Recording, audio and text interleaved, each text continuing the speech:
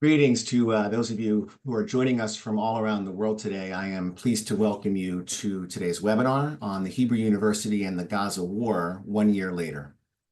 My name is Josh Rednick, and I serve as Chief Executive Officer of the American Friends of the Hebrew University, and I'll be serving as the moderator for today's webinar. And in just a moment, I'll have the opportunity to introduce the president of the Hebrew University, Professor Asher Cohen. But before I do so, I wanted to touch on a couple of quick items. First, as I'm sure you know, the impact on the Hebrew University of the events of October 7th and the year that has passed since then mirror those of Israel much more broadly. We've lost members of our Hebrew University community on that fateful day, and unfortunately, we've lost others in the time that has elapsed since then. And today, over a full year later, some 2,000 students or so from our university are once again serving on the front lines, having been activated for their reserve duty. Needless to say, while the loss of life was and remains paramount, the interruptions to learning and to teaching and more at our university have been significant as well. And fortunately, the university's leadership, including Asher himself, have adapted incredibly well to these challenges. And I'll leave it to Asher to provide a more detailed insider's view on exactly what that has looked like. The second thing I want to mention is that with the university's response to these issues in mind, I do want to remind everyone about the importance of the We Are One campaign. At this point, we are remaining in phase 2 of that fundraising effort, which was designed from the start to provide special support for our university during a time of truly unique need. I know that we have special content and a donation page available on the AFHU website, and I imagine other friends organizations do as well. So if you're interested in supporting again or for the first time that special fundraising effort, I of course encourage you to do so. And last but certainly not least, I'd like to offer a few technical comments about how today's gathering will go. We are using Zoom's webinar format, which differs a little bit from an ordinary Zoom meeting. So if you'd like to ask a question of Asher, please submit it in the Q&A feature within the Zoom application, not in the chat, in the Q&A section. Locating the button to get to the Q&A section and raise a question will vary depending on what kind of computer or device you're using to participate in today's Zoom, but you should be able to find it along with the other controls in your own Zoom window on your device or your computer. And I'll add here that we have a small team of colleagues who are monitoring the Q&A section. We'll attempt to address any and all questions we can in the time that we have today, which will be 1 full hour. So with all that said, it is my pleasure to welcome and introduce our friend and our colleague, the president of the Hebrew University, Professor Asher Cohen. Hello, everyone. Thank you for coming to attend this webinar. I guess my job is to talk about the last year and what happened to the Hebrew University during this last year. I'm going to expand it a bit, but I will start with a brief description of what actually happened last year, focusing on the Hebrew University. But before doing any of that, I want first to acknowledge the fact that there are still 101 hostages in Gaza, including one from the Hebrew University, Sagi Dekel-Chen, the son of Professor Jonathan Dekel-Chen. Unfortunately, we lost one of the hostages, Carmel Gat, who was a student at the Hebrew University and was murdered a few weeks ago. And this is something that we focus on. We want all those hostages back. And now to what happened. Immediately, I'm going to divide my description into the 2 parts. One part focusing on what happened in Israel, and another part focusing on what happened abroad. So I'll start with Israel. At the start of the war, which was about a week after the October 7 horrible event, at the Hebrew University, we had 7,000 of our students that were called for reserve duty. That was, at that time, about a little bit more than 50% of the Jewish male student population. So, of course, we couldn't open the academic year. We waited. We opened it about 2.5 months later than expected, towards the end of December, 31st of December. And we actually managed a full academic year during this time when the war was raging in Gaza throughout. That was a huge challenge. I want to emphasize that. It was a huge challenge because throughout the academic year, we had students that were called to reserve unit, came back, called back again. Some students stayed in the reserve unit for a few weeks, some for more, and a different time schedule. It was really a challenge. And what we had to do during all of this time is to adjust so that each and every student will have the opportunity in some capacity to participate in the academic year. That was our job, and we invested a lot of time. At one point, I estimated, I think that across all of our faculty members, we spent probably about 1 million hours above what we normally do collectively in order to address all the different issues that arose, both academically and emotionally. And in this respect, I'm happy to tell you that when we looked at the academic year, once it was over, and it was over a few weeks back, that we had two, in fact, measures of success of what we did. One measure of success is the dropout rate. We always have some students that are dropping out because they find that the academy is not really what they were looking for. It's a small percentage. We looked at the percentage of the students that dropped out this year, and in fact, it's a little bit lower than the normal dropout percentage that we have. That means that at least not more students than usually dropped out of the university. We consider it as a huge success. We have another measure, by the way, and that's the grades that students that served in the reserve units received during the academic year relative to the others.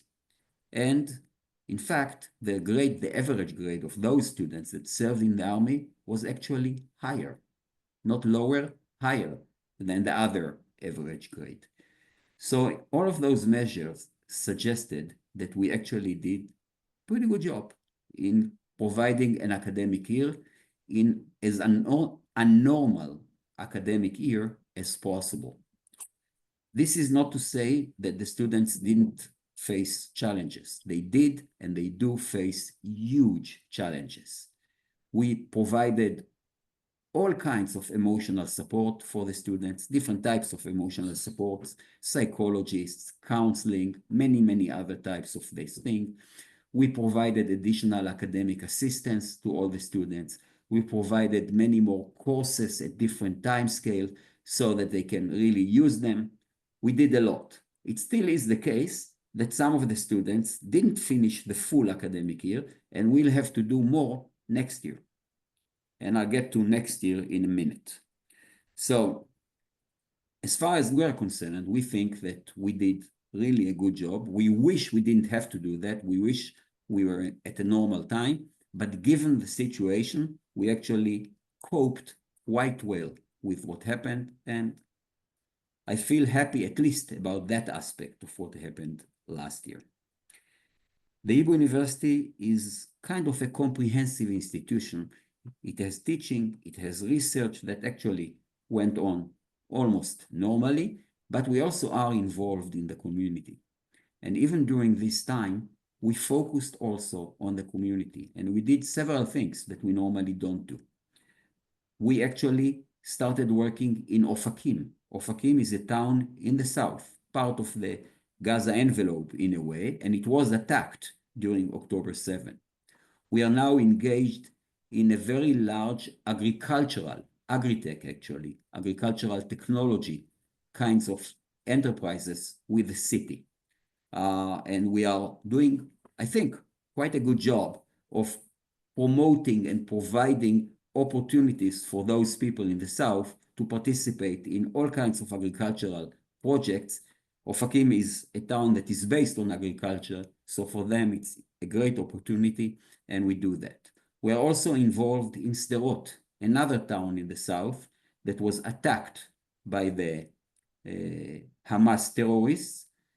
We actually hosted several of the schools from Sderot during this time when the city was bombarded all the time by all kinds of missiles. They moved the schools to all kinds of places. We hosted several of those schools, and we did, I think, quite a good job in that respect as well. So we did a lot in the South. I should also add that during the initial part of the war, about 35,000 people moved from the South to the Jerusalem area. So volunteers from the Hebrew University established a database of all of those evacuees so that they could get food and any kind of assistance that they needed to during this time. Unfortunately, the Israeli government at that time was not as effective in this respect. So we provided everything that we could. We had lots of volunteers from all aspects, from all corners of the Hebrew University community, and we did quite a bit in that respect as well. So that has been going on for like this year. And I'm going to go back to the academy in a few minutes, but before that, I want to go to the other aspect that actually happened during this time. And that aspect was what happened internationally.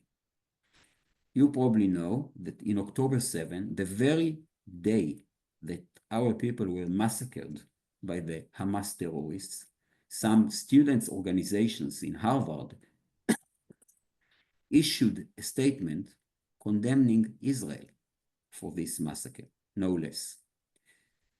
So there are student organizations that are radical and stupid and are not evidence-based, but the Harvard management issued a statement, I think a day later, in which they related to those student organizations and to everyone else equally. They issued a statement saying that they call on both sides to avoid violence. That was a few days after the massacre in October 7. Same thing, by the way, happened in Stanford. So we issued a very strong letter, public letter at that time, to the presidents of those two institutions, in which we outlined what to us, and I think to most everyone, was hypocrisy and really lack of leadership when they did what they did, not having the courage to look at the situation that was actually a simple situation and try to avoid saying anything about it. I think following that, at least in terms of university management, the situation improved quite a bit. It's not that we didn't have incidents with university management. You probably all remember the show of the three presidents in the Congress or in the Senate that was really not something that we should expand on. But generally speaking, university managements tried to show solidarity with the Israeli academy. What did happen is, of course, as you are very well aware of, there were all kinds of protests of different types in the universities, in the campuses of the universities, by student organizations, by many students. Demonstrations, protests by universities are okay.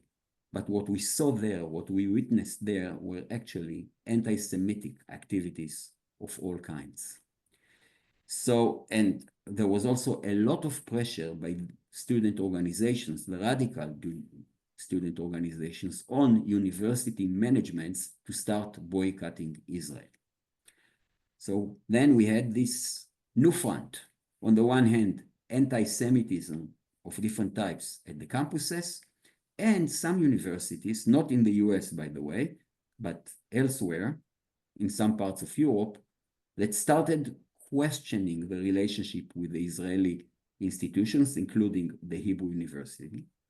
So what we had to do during this time, we established a headquarters of several people that started explaining to the university managements and to whoever else that was involved what the situation actually is, explaining what universities are about, and trying to explain to them why boycotts are really against the spirit of any academic activity.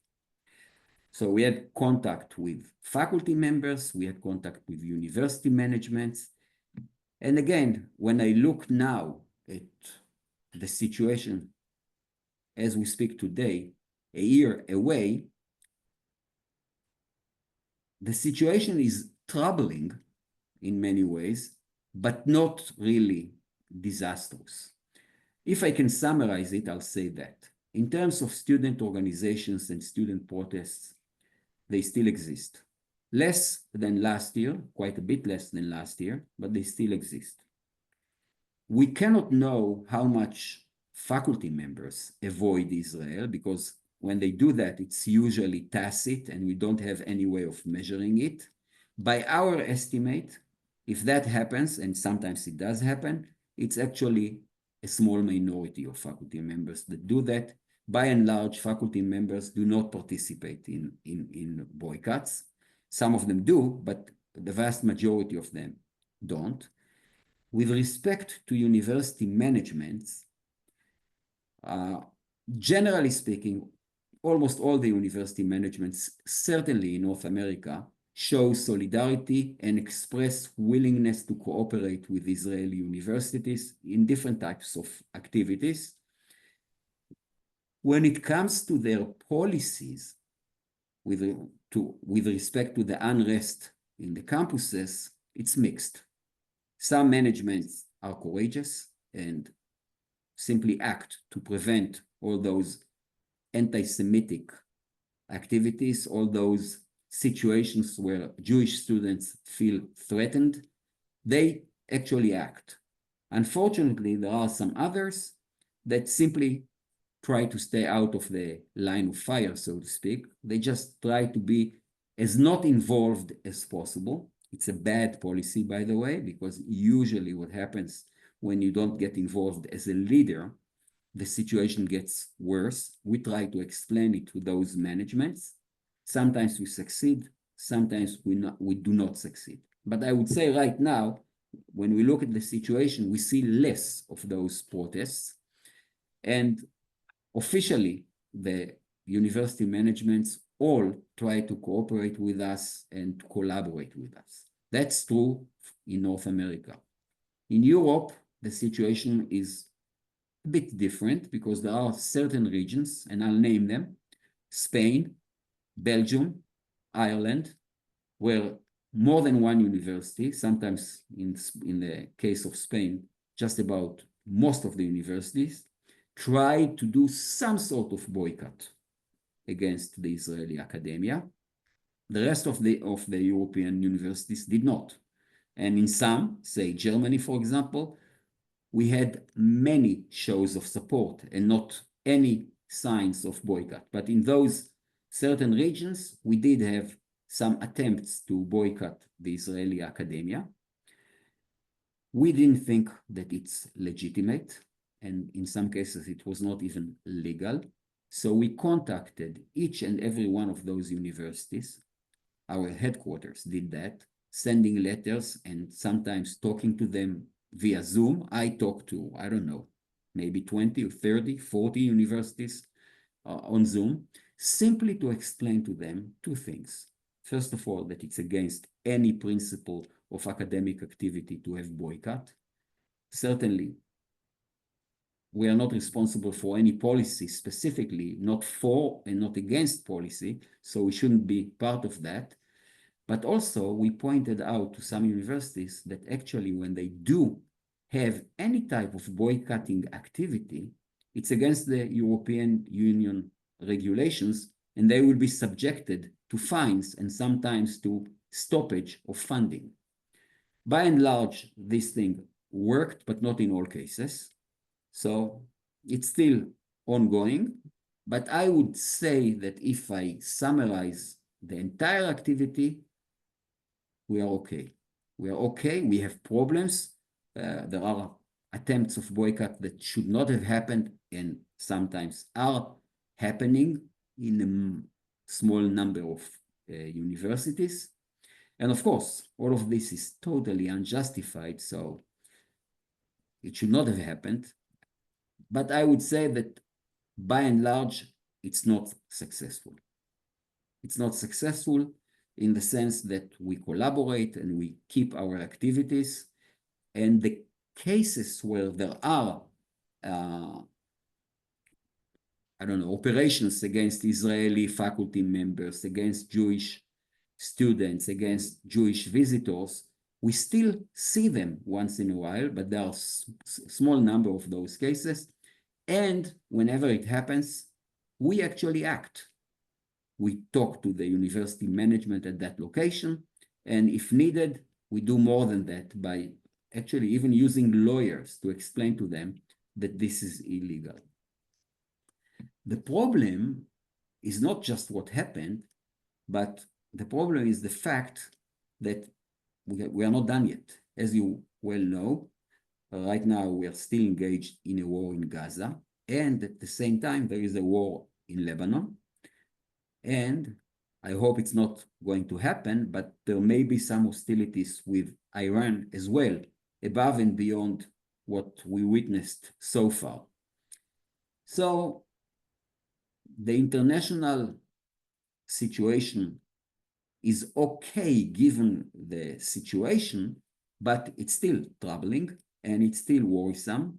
And certainly the anti-Semitic activities that we saw throughout the year are truly, truly worrisome because they are an indication of something that I think most of us did not suspect that it still exists.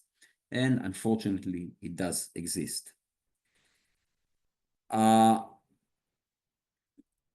So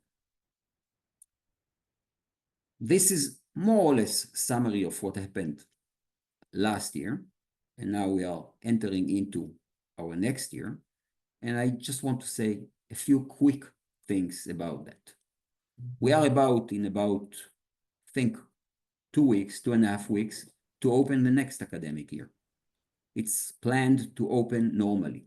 It's not going to be a normal academic year.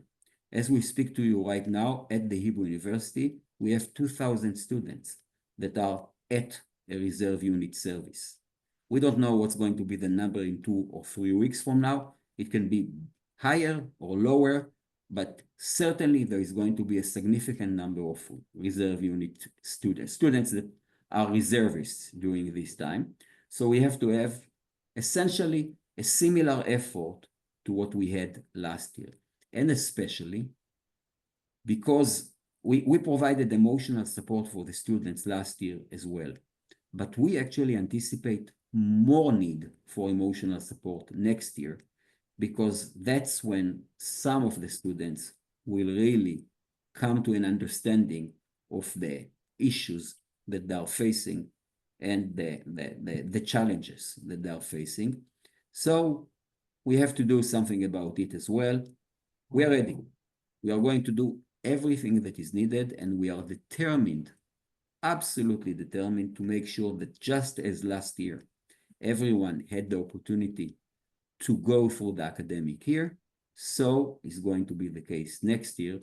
We already prepared many of our operations, and we are going to invest quite a bit in the emotional support system of psychologists, counselors, academic assistants, everything that is needed in order to make sure that our students get the opportunity to study as normally as possible given the situation.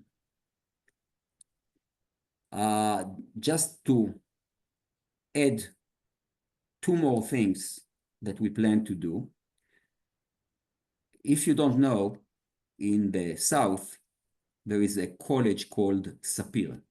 That college was hit the hardest among the colleges in Israel during the events following the October 7 massacre.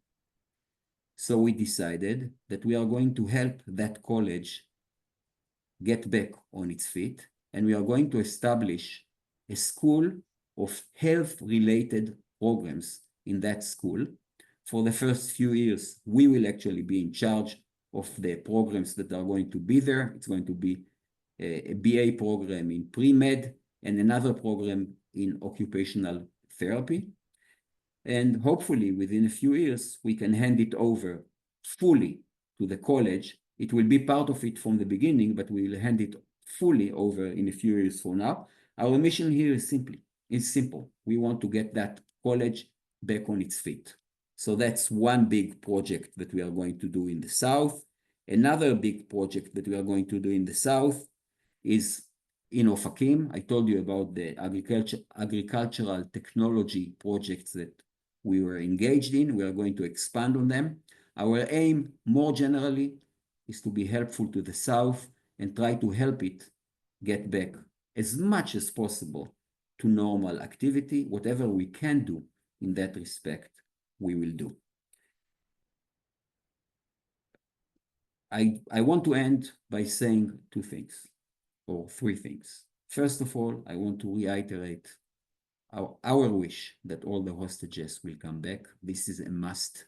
We have to do everything possible in order to make sure that the hostages will come back.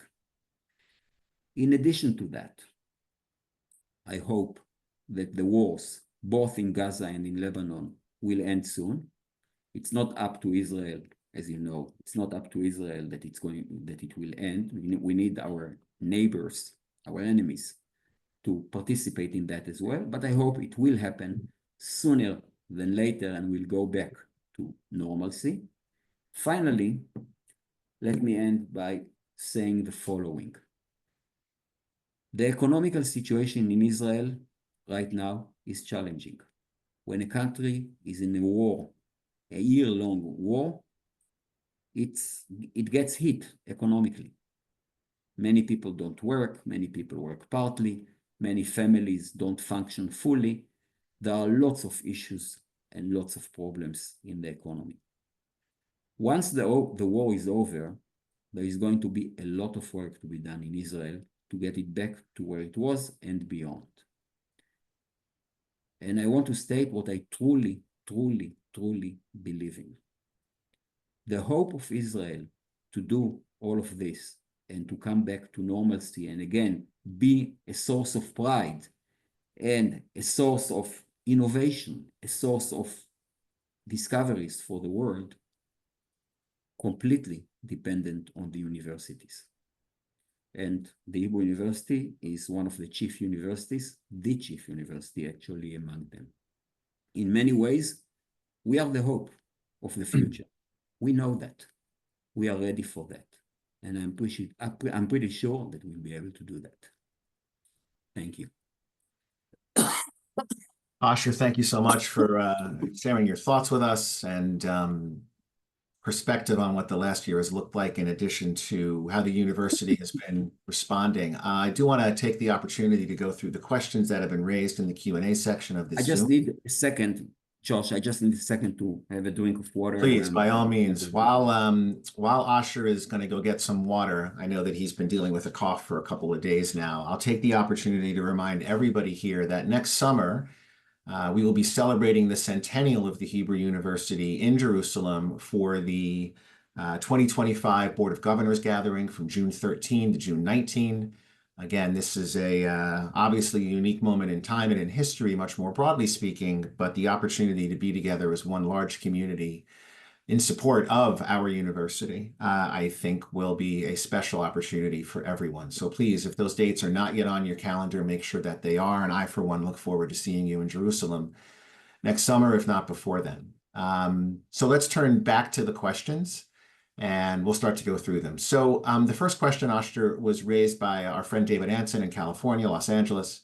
And David asked the following: knowing that there are more students who are now being, as we both mentioned, pressed back into reserve duty, and some of them will be serving up north, in addition to those serving down in Gaza.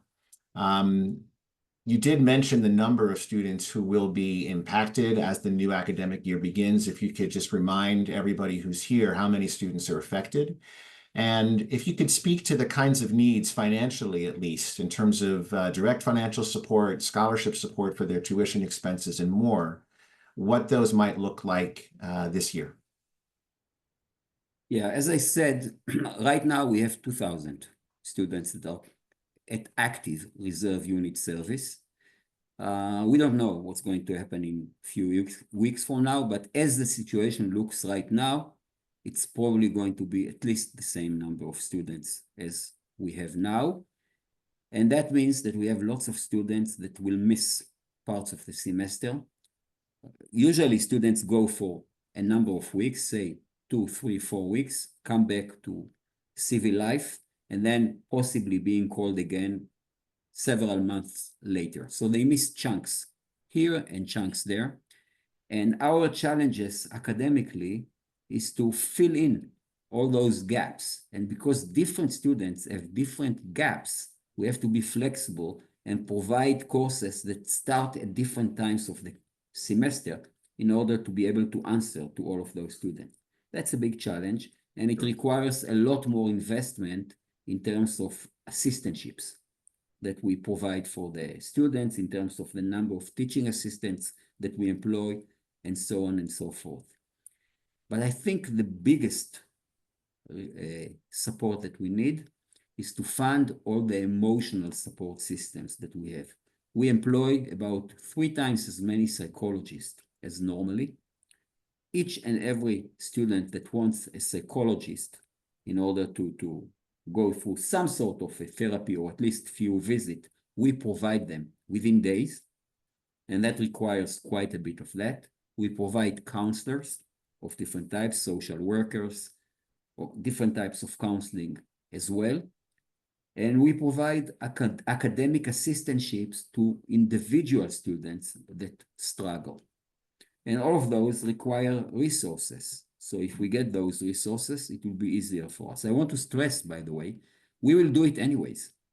We will find ways to fund those things anyways. But of course, it will help us greatly if we get some support for that. Thanks, Asher. And I think that's a good segue into one of the other questions that was raised by Michelle Pascal about how we can help, all of us can help with the emotional support for the students. I think you, in answering David's question, also touched on Michelle's.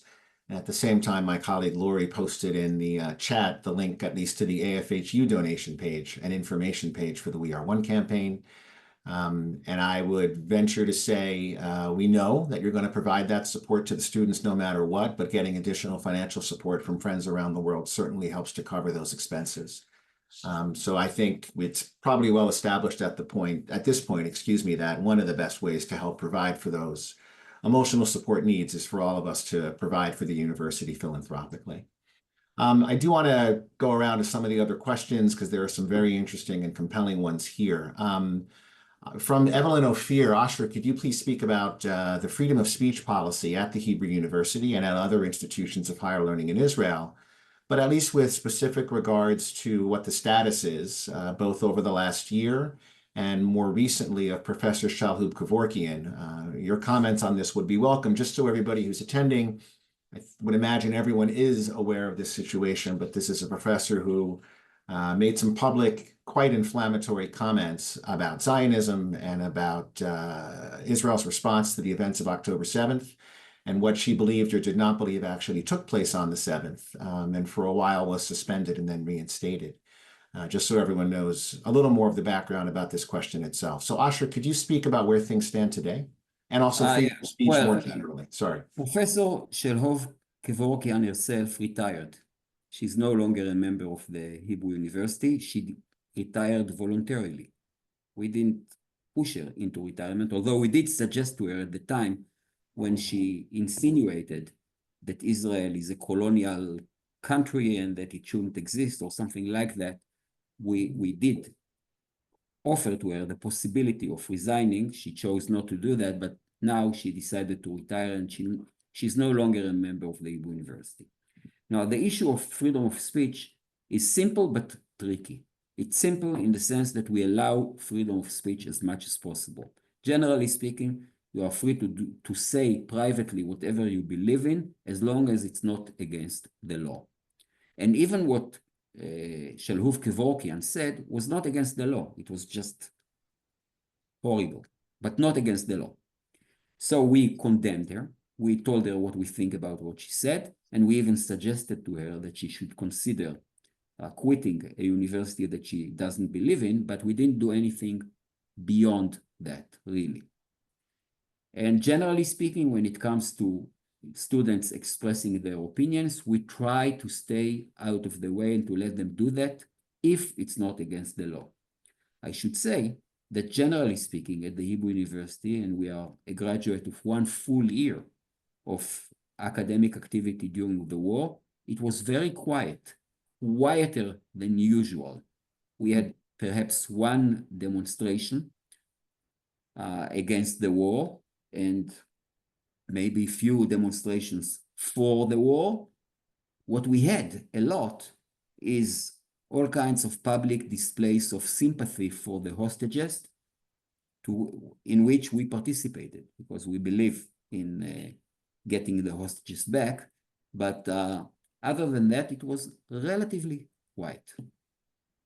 Great. Thank you, Asher. Your comments about how quiet the campus has been, at least from my point of view, speak to all of the work that you and other leaders at the university participate in trying to make sure that everybody on the campuses recognize that they're a part of one community. And to that end, I want to touch on a question from Madeline, who asked if you could tell us a little bit more about the initiatives over the last year and sort of the ongoing efforts today to promote cohesion between and among Jewish students, Arab students, other students from minority populations. I know that you did a great deal of work in signage and communications around these issues and more. Take us back over the last year and share with us what efforts you undertook, because it seems like they've had the impact you would have hoped for. Yeah, so let me start by saying that the Hebrew University is a diverse community. 17% of our students are Israeli Arab students. They are citizens of Israel, but of Arab origin. So we have 17% of them. And by the way, we explained to all those universities that want to boycott us, that they also boycott those 17% of our student population. So we have a diverse population. Because there was some unrest in Israel in the so-called mixed cities where you have both Israeli Arabs and Jewish Israelis, we established several programs in order to promote integration. Generally speaking, if you think about it, the university is an ideal place for integration because we all have the same common goal. We don't have the issues that sometimes plague the cities, such as poverty and crime. And so we can actually try to do things that will encourage students from different types of population to talk to each other and to get integrated as much as possible. We prepared several of those programs. When the war started, we were worried that there will be a lot of unrest because of the tension between Israelis and Palestinians. We were actually surprised by how quiet the campus was. So we did have our programs and we implemented them and they worked, but I think there was something that went beyond that. I think that just about all of our student populations, the different categories that we have, they all simply wanted to go back to normalcy. They wanted to study, they wanted to be to learn, to advance, and they didn't want just about anything else. So as a result of that, we had the programs, but we also had this desire of the students to be part of a normal activity. The outcome was really a quiet and relaxed atmosphere in all the campuses at the Hebrew University. I hope that we helped in this respect, but I think there was more than that. There was just a general atmosphere of really going back to normalcy. Understood. Asher, thinking back to what you were just saying about how quiet it's been on those campuses, other than a couple of demonstrations here and there, one of the questions that was raised by Gail Weinstein is around safety and security on those campuses for students, for faculty, for leadership, for administrators, but also, I would imagine if you read Gail's question in the Q&A section, for visitors. We know that well before October 7th, there was security on all the campuses. Maybe you could talk just for a moment about what security looks like today, 1 year later, and what other investments the university may have needed to make in order to make sure that returning to a sense of normalcy could be achieved. I don't know how to get to the Q&A section, so I'm going to... It's all right, I've got it up. I'm going to skip that part, but I'll say that. Let's start by empirical evidence. We had absolutely no issue of security at the Hebrew University in all of its campuses throughout the year. Jerusalem, you should know, by the way, we had not a single missile landing in Jerusalem. I think there is a tendency not to fire at Jerusalem more generally because there are all kinds of holy places here belonging to all religions, so people don't want to mess up with that. As a result of that, Jerusalem is relatively quiet. We had one or two alarms during the year, but nothing actually that threatened Jerusalem directly, so no issues whatsoever. We never had any security issue at any of the campuses in Jerusalem. And in fact, we didn't have any security issue in the campus in Rehovot either. That's what happened. We don't know what's going to happen, but generally speaking, I think if you come and visit Israel, unless Iran is firing missiles at Israel, which I hope is not going to happen again, if you are not going to the north where there is a situation, or to the south at times when there is a situation. Right now, there is very little of this in the Israeli side of the south, but still, if you don't go to the south or to the north, you feel completely normal. People just do whatever it is that they do. So physically speaking, you are as safe as you normally are. Of course, psychologically, it's a different issue because you know that there is a war and you know that there is a potential threat of something. And then it depends, it's up to you to decide whether you want to take a risk or you don't want to take a risk. I can tell you that I live here in Jerusalem with absolutely no fear of anything. I have concerns. I want this war to end. I want terrorism to end. We want to go back to normal situation. But in terms of personal safety, I feel no issue whatsoever. Psychologically speaking, different people feel differently about it. Got it. Thank you, Asher. Asher, I want to pivot back a little bit to some of what you were talking about regarding how people around the world responded to the events of October 7th and what it looked like on college campuses and university campuses, certainly here in the States. Those issues were highly visible and in some cases, unfortunately, violent, but also in cities and universities around the world. And Joanne Sonnen raised what I think is a really interesting and important question for universities outside of Israel. And again, here in America, thinking about the preponderance of them here and what it's looked like to see these things unfold on those campuses.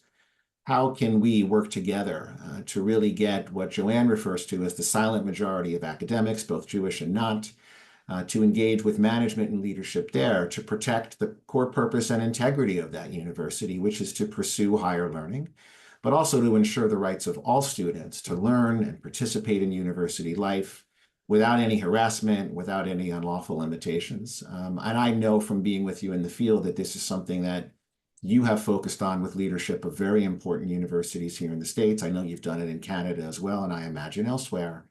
But what thoughts do you have about how in each of the countries where Friends exists, how we can be working locally on this set of admittedly challenging issues? Well, as I said, it was really sad to see what happened in some of the campuses in North America and in Europe. Sad and sometimes even shocking because we saw anti-Semitic activities that we never imagined that could happen.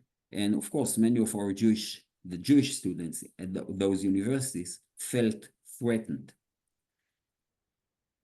I think it's going down, but it's not gone right now. So it's an issue that we will have to face into the future. The issue of safety of Jewish students, the issue of safety in international campuses. And there are two ways to do that, actually, in my mind. One way to do it, and this is something that we are already engaged in, and we are going to be even more engaged in, is to collaborate research-wise with those universities. So you were with me, Josh, when I talked to the president of Caltech, and now we have a very nice collaboration between the Hebrew University and Caltech. that is funded by a generous donor. And we actually started working on it in order to do that. We want to do that in as many leading universities as possible. This is something that spreads around. When we do that, when we do some positive research activity, it's helpful. In addition to that, we are going to continue to engage with university managements to make sure that they are not passive, that they do respond when things happen at the campuses, because it's essential that they will respond when these things happen. That's what we are going to do for next year. More generally, we are going to expand as much as possible student exchange programs. Right now, it's difficult to have students visiting Israel because many of them are concerned about their personal safety. But once this is over, our students are the best ambassadors of Israel. And staying here for students from abroad staying in Israel, make them ambassadors of Israel as well. So we want to do that. This is something that will help as well in the general issue that we are facing in terms of legitimacy of Jewish life and what we do at universities elsewhere and in Israel. So international cooperation is very important.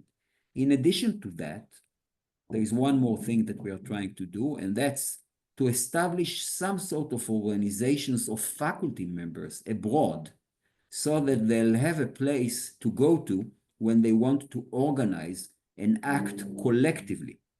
Because what we saw last year is the BDS was organized well before the war and was able to use its organization to be quite effective in terms of its demonstrations. We didn't have a counter organization. And now we are trying to establish actually such an organization. And if we'll be able to do that efficiently, we'll be able to make sure that faculty members, and there are many, many such faculty members at international universities, at outside Israel universities, that will get organized and voice their support for Israel, their support for what we do, their objection to anti-Semitism in such a way that it will be clear that it's not a one-side kind of thing. Got it. Thank you, Asher. A couple other questions I want to try to get to, provided that we have some time. One comes from Joel Levy, who asks, what is the most useful thing that alumni of the Hebrew University, and I would add there also alumni of the Rothberg International School, who live in North America, and here again I would add really who live around the world, focusing on alumni as a broad global network. What can alumni do to support the university and other Israeli academic institutions at a time like this? What are your suggestions about the best ways for them to intervene, show their support, express it, and more? Well, I guess the first thing that I would say is to be active, to see what activities take place in your own region, and sometimes address university leaders when you think that they are not acting as the way they should. Hopefully there are organizations within the region that you live in where you can join them in those activities. There are lots of things that are happening all over the world. You need to locate them and then get organized and voice your opinion. I think that would be the best way to act about it. And of course, you are always welcome to support the Hebrew University. We do really good things. Indeed, you do. Okay, Asher, I think we're going to approach a point here where we'll bring today's webinar to an end. I, for one, on behalf of everybody who's attended today, but also friends who we know could not make this webinar, want to offer our thanks to you for your leadership, but also the truly thoughtful way that you approach it. What's up, Asher? You got... I just want to end by what I just about ended my description earlier. Israel is going to face a big challenge into the future. There is a price to be paid for a year-long war. We have to really establish back all the good things that existed and are still somewhere in Israel. what I want to say is to actually make this future happen, remember that the universities are a critical cornerstone in all of this, a critical cornerstone. We actually, in many ways, are responsible for the future, and we think we can help tremendously. And we cannot do any of that without your help. Our friends around the world are an integral part, a critical part of what we do, and everything that we do also with your participation and your help. So just remember that, and thank you for your help so far. We truly appreciate that, and we hope we can continue this way. Thank you, Asher. Where I was going with some wrap-up comments was to thank you for your thoughtful leadership. And I think the closing comments you just made are perfect evidence of that thoughtfulness. And in terms of how to continue to support the university and make sure that it builds not only what Israel looks like today, but what that future that Asher just spoke about continues to look and feel like, part of the way to combat some of the economic issues that Asher has referred to, and part of just showing up and to be there for our support, again, is to make sure that the largest gathering of friends we can possibly assemble go together to Israel next summer and join for the Board of Governors meeting that will be there to celebrate the centennial, to make a statement, not just to the university and its community and to Israel, but also to the world about the value of the university and the equal value of our support of it. So I look forward to seeing everybody who was on this Zoom today there next summer in Jerusalem. With that said, Asher, thank you again for your leadership and for joining us today. We'll get to wrapping things up here, and we'll look forward to seeing everyone again soon. Thank you, and Shana Tova. Shana Tova.